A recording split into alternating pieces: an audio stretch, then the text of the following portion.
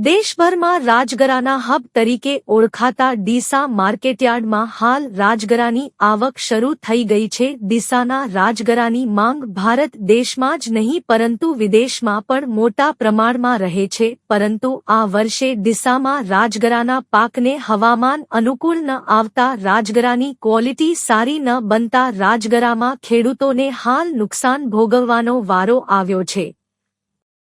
ડીસા ખાતે થતો રાજગરોએ હાલમાં વિશ્વના 10થી પણ વધુ દેશોમાં જાય છે। ખાસ તેની ગુણવત્તાને લઈ સમગ્ર વિશ્વભરમાં ડીસાનો રાજગરો મોકલવામાં આવે છે। ડીસા માર્કેટયાર્ડમાં રાજગરાની દિનપ્રતિદિન આવક વધી રહી છે। એટલું જ નહીં પરંતુ ડીસા પંથકમાં થતા રાજગરાનો મોટો દાણો હોવાથી માત્ર ગુજરાત જ નહીં પરંતુ વિશ્વના યુરોપ, RF અને US સહિત 10થી વધુ દેશોમાં આ રાજગરાની નિકાસ કરવામાં આવે છે। અત્યારે ડીસા માર્કેટ યાર્ડમાં નવા રાજગરા પાકની આવક શરૂ થઈ ગઈ છે। અત્યારે દરરોજની રાજગરાની આવક 1100 થી 1200 બોરીની નોંધાઈ રહી છે અને ખેડૂતોને 1100 થી 1300 સુધીના ભાવ મળી રહ્યા છે। બનાસકાંઠા જિલ્લાનું તાપમાન એ રાજગરા માટે સૌથી સારું માનવામાં આવે છે, જેના કારણે દર વર્ષે બનાસકાંઠા જિલ્લાના ખેડૂતો રાજગરાનું મોટા પ્રમાણમાં વાવેતર કરે છે।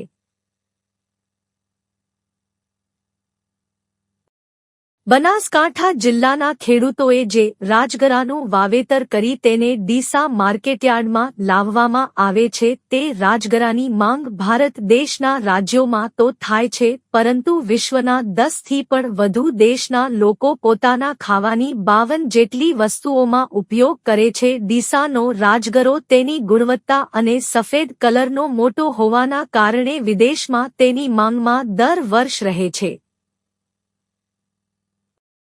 તો બીજી તરફ ડીસાના રાજગરામાં પ્રોટીનનું સૌથી વધુ પ્રમાણ હોવાના કારણે વિદેશમાં લોકો તેની વધુ માંગ કરતા હોય છે।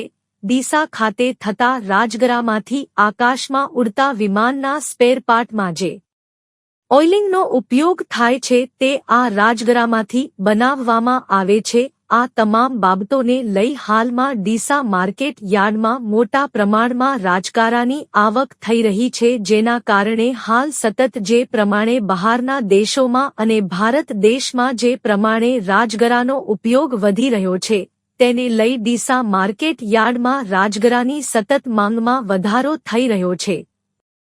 ડીસા પંથકનો રાજગરો ડીસા જ નહીં પરંતુ સમગ્ર વિશ્વમાં પ્રખ્યાત છે, જેના કારણે ડીસાનો રાજગરાની માંગ દર વર્ષે સમગ્ર વિશ્વના મોટાભાગના દેશોમાં રહેતી હોય છે। ચાલુ વર્ષે પણ બનાસકાંઠા અને ડીસા પંથકમાં મોટા પ્રમાણમાં ખેડૂતોએ મોંઘા ભાવના બિયારણો લાવી રાજગરાનું વાવેતર કર્યું હતું અને તેમને આશા હતી કે ખેડૂતોને સારો ભાવ મળશે। ગત વર્ષે ખેડૂતોને 1300 થી માંડી 1100 રૂપિયા જેટલો ભાવ રાજગરાનો મળ્યો હતો, પરંતુ અત્યારે ખેડૂતો મોટા પ્રમાણમાં ડીસા માર્કેટયાર્ડ ખાતે રાજગરો લઈને આવી રહ્યા છે, પરંતુ માર્કેટમાં અત્યારે રાજગરાનો ભાવ 1100 થી 1200 રૂપિયા જેટલો થઈ જતા ખેડૂતોને 350 જેટલો ભાવ ઓછો મળી રહ્યો છે, જેના કારણે ખેડૂતોને આ વર્ષે રાજગરામાં નુકસાની ભોગવવાનો વારો આવ્યો છે।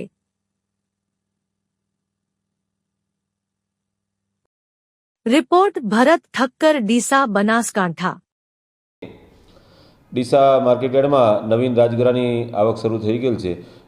વાવેતરની વાત કરવામાં આવે તો બનાસકાંઠા જિલ્લામાં 1122 હેક્ટરની અંદર વાવેતર થયેલ છે, જ્યારે ડીસા તાલુકામાં 1026 હેક્ટરની અંદર વાવેતર થયેલ છે।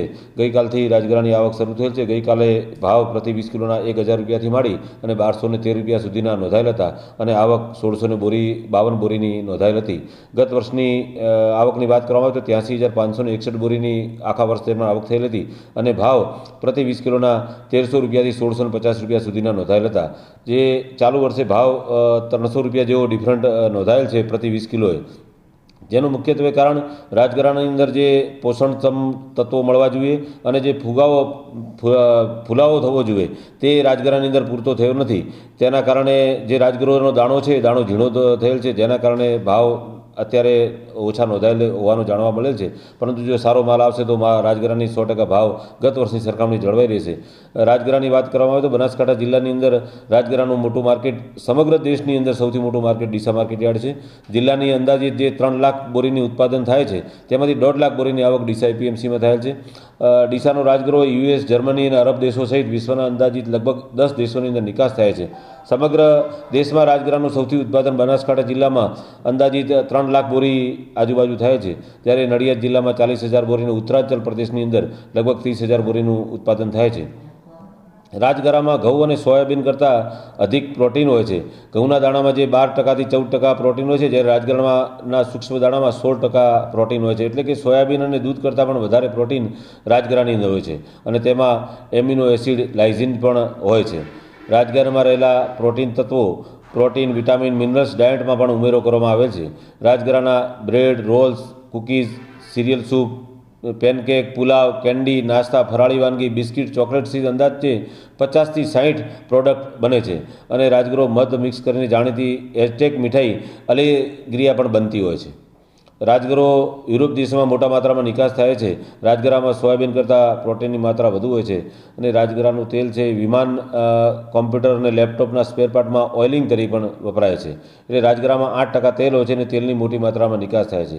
લોહીના કોલેસ્ટ્રોલ ઘટાડવા પણ રાજગરો બેસ્ટ ઔષધીય છે. રાજગરો એક કુદરતી સ્ટીરોઇડ છે. રાજગરામાં લોહી અને સુગર લેવલ વધવા દેતો નહીં. રાજગરો protein, vitamin C, iron, magnesium, phosphorus, potassium અને એન્ટીઓક્સિડન્ટ્સ ભરપૂર હોય છે, જેથી અનેક રોગોનું ઔષધિનું કામ કરે છે. સમગ્ર દેશની અંદર રાજગરાનું સૌથી વધુ ખરીદ વેચાણ ડીસા માર્કેટયાર્ડની અંદર થાય છે.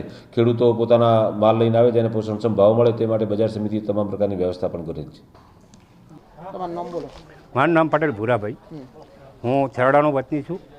આ ડીસા માર્કેટયાર્ડમાં રાજગરો લઈને વેચવા આવેલો છું અને આ સાલ ઉત્પાદનમાં ઘટાડો છે. ગઈ સાલ વીઘે 7 બોરીનું ઉત્પાદન હતું, આ સાલ 5 બોરીનું ઉત્પાદન છે. ગઈ સાલ આના ભાવ 1300થી 1600ના હતા, આ સાલ 1100થી 1200, 25-30ના ભાવ છે. આ ભાવમાં ખેડૂતોને ના પોહાય, કારણ કે ખેડૂતોને ખર્ચો બહુ વધુ હોય છે અને ઉત્પાદન. મારું નામ અમૃતભાઈ પટેલ છે. ડીસામાં પટેલ કીર્તિકુમાર અમૃતલાલની કંપનીનો માલિક છું અને મારા કમિશનનું અને પાકામાં રાજગરાની ખરીદીનું કામ ચાલે છે. એકંદરે રાજગરાની ક્વોલિટી જે દર સાલ આવવી જોઈએ એટલી બધી સુધરેલી આવતી નથી, પણ ડીસામાં દરેક સેન્ટર એક સાઈડ અને ડીસા એકલું, એટલે ડીસામાં આવક સારી રહે છે. ખેડૂતોનો ઘસારો પણ સારો રહે છે, ભાવ મળી રહે છે. પણ આ સાલ શું ગુણવત્તા થોડી સુધરી નથી. દર સાલ ગુણવત્તા અઠવાડિયામાં ક્વોલિટી સુધરી જતી, પણ આ સાલ 15-20 દિવસ થયા ક્વોલિટી સુધરી નથી, એટલે 100-150 ફરકમાં જાય છે. અને ડીસાનો જે સારો દાણો આવે એ ગણીને બહારથી વિદેશવાળા પણ ખરીદવા આવે છે અને એક્સપોર્ટમાં પણ જાય છે. અને એની સાઇડ પ્રોડક્ટો, બાળકો માટે ખાવાની વસ્તુઓ, ઘણી નાની નાના પ્રોડક્ટો બને છે રાજગરામાંથી.